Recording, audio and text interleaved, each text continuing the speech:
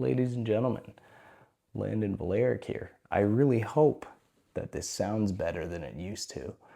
I've got myself a small mic here. This is the Hollyland A1 lavalier mic. Now, I am going to do my best to make sure that I mute myself if I have to cough, because I am still very sick and it seems to get worse in the evening. I seem to cough way more at night. So please bear with me if that happens and I don't get to mute. Now, as I said in last night's kind of short video, this is where most of the videos are probably going to be taken from now on, but we're going to get right back into it. This is Atomic Habits, Chapter 4. So, Chapter 4, and I should have had this already in the right spot, right? James Clear says, "The psychologist Gary Klein once told me a story about a woman who attended a family gathering. She had spent years working as a paramedic and upon arriving at the event took one look at her father-in-law and got very concerned.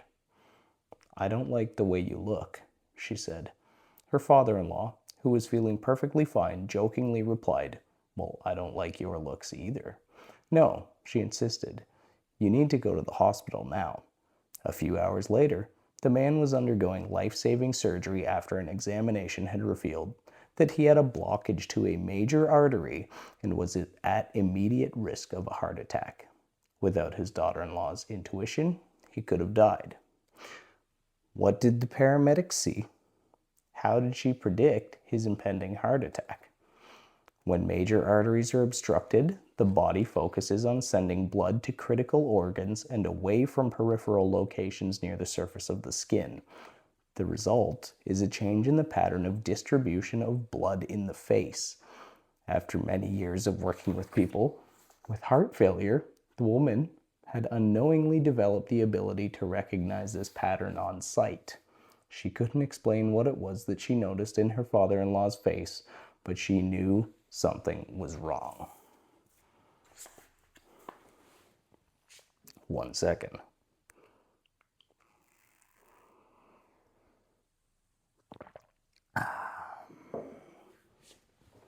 So, YouTube, I'm Landyn, and why should you listen to me? I don't know. I'm just some guy, just some father, some electrician who's trying to get better, trying to read books that will help me get better, and trying to share what I read and what I learn with you. We're here today for another video in my Atomic Habits review series.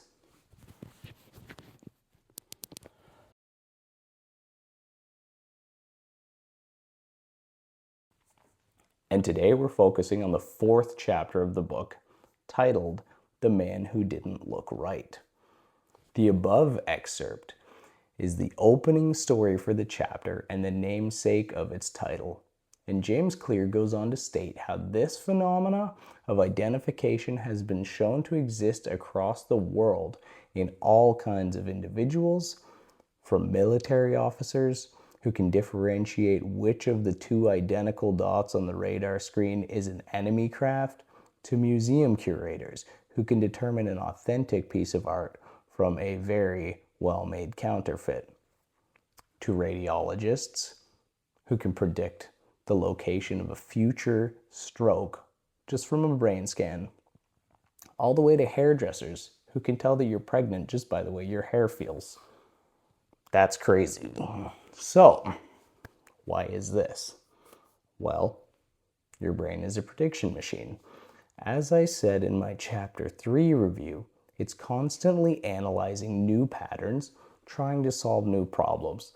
And through repeated experience, like in the examples of the paramedic, military officers, museum curators, radiologists, and hairdressers, the brains have sorted through the relevant data and begun to automatically predict outcomes based on the cues that they themselves haven't consciously noticed.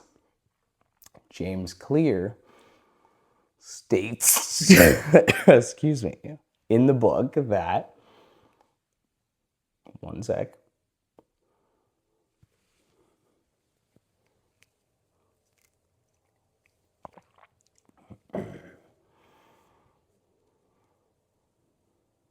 we good? It always seems to be on the in-breath that happens. Crazy. Anyway, James Clear states in the book that automatically your brain encodes the lessons learned through experience.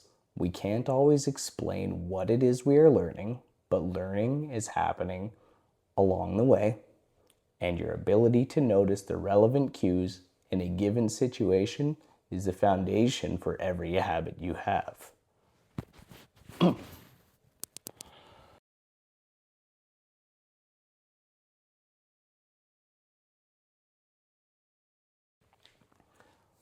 All of this leads into the next point that you don't need to consciously notice a cue in order for your habit to begin and to take place.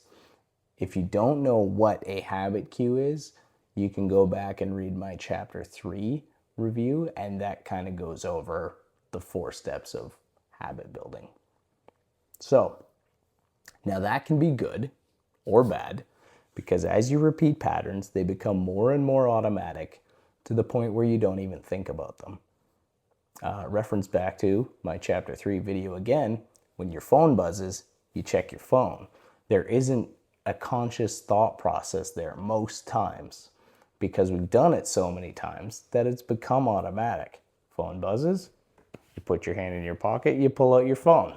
You want to see what that notification is, right? But does that really translate up here? I know for me it doesn't always.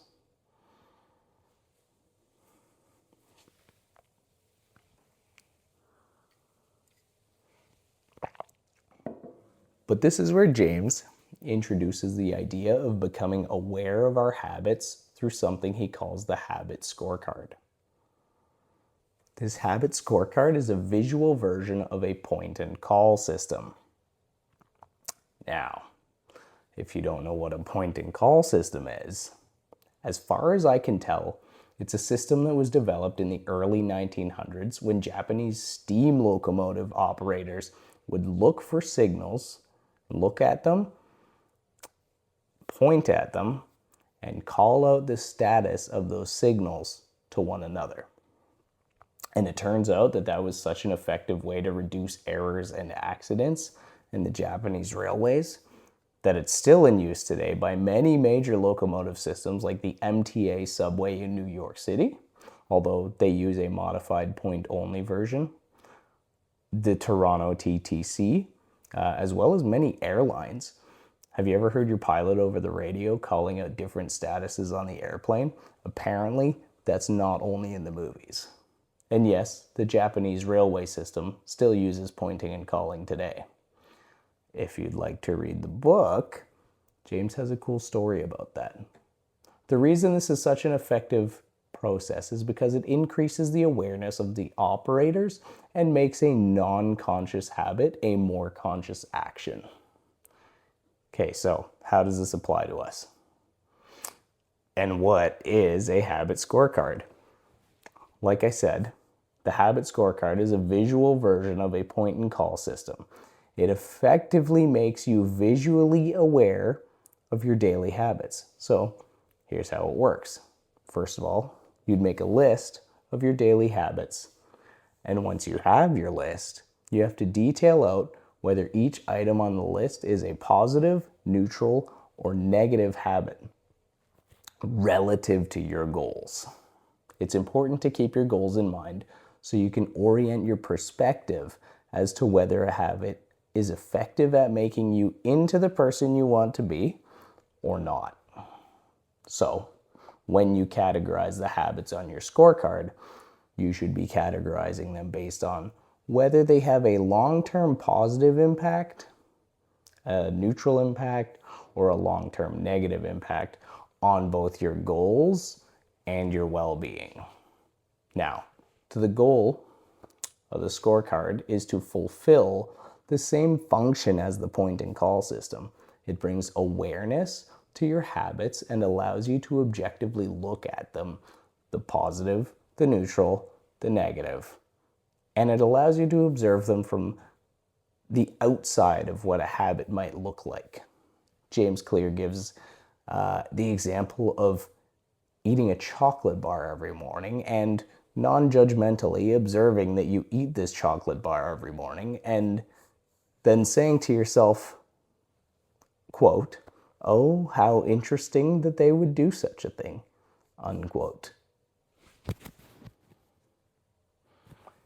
Now, if you begin trying to alter habits at this point, introducing a real point and call system into these habits can be a helpful way to help keep the awareness front and center and make it more likely that you'll actually follow through.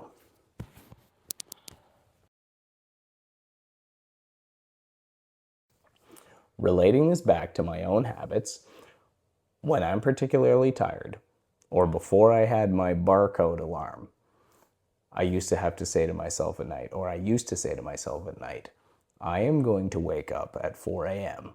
I have things to do in the morning, and if I don't wake up on time, I do not achieve my goals. And I always found that the days on which I practiced that and repeated that to myself at night, I always did have a better morning routine the next day. This can be used to help either build a new habit or break an old one. So, in summary of the chapter, James Clear, he's got 5 points. Let's dig into them.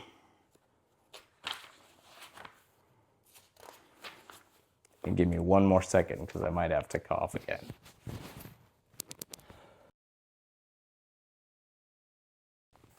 Okay. Point 1. With enough practice, your brain will pick up on the cues that predict certain outcomes, whether without consciously thinking about it. 2. Once our habits become automatic, we stop paying attention to what we're doing. 3. The process of behavior change always starts with awareness. You need to be aware of your habits before you can change them. 4. Pointing and calling raises your level of awareness from a non-conscious habit to a more conscious level by verbalizing your actions. And 5.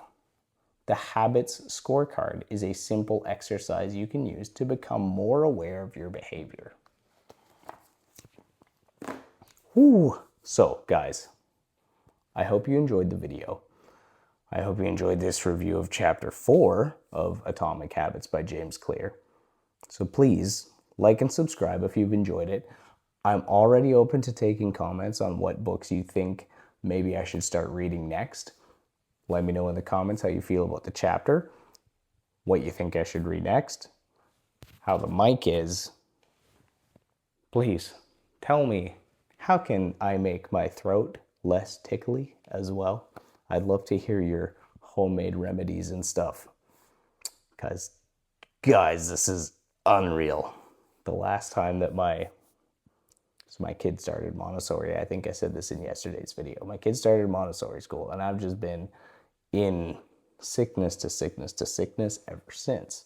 And last time I was put, this is about a month and a half ago, 2 months ago, I was put on 3 different medications: a nasal spray, a inhaler, and antibiotic run, like 10 days. And so I've got the inhaler and the nasal spray still because they didn't get used to empty. They were only like a week or 2 each. So I've begun using those again to kind of help, but man, the throat just feels so itchy.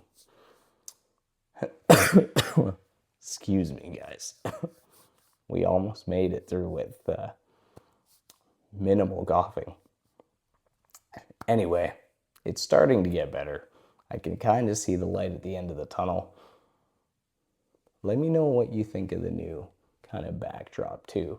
Whether I should push the camera out, come back in, get the whole wall. I need to put something behind me too. Anyway, till next time, if you've liked it, like and subscribe.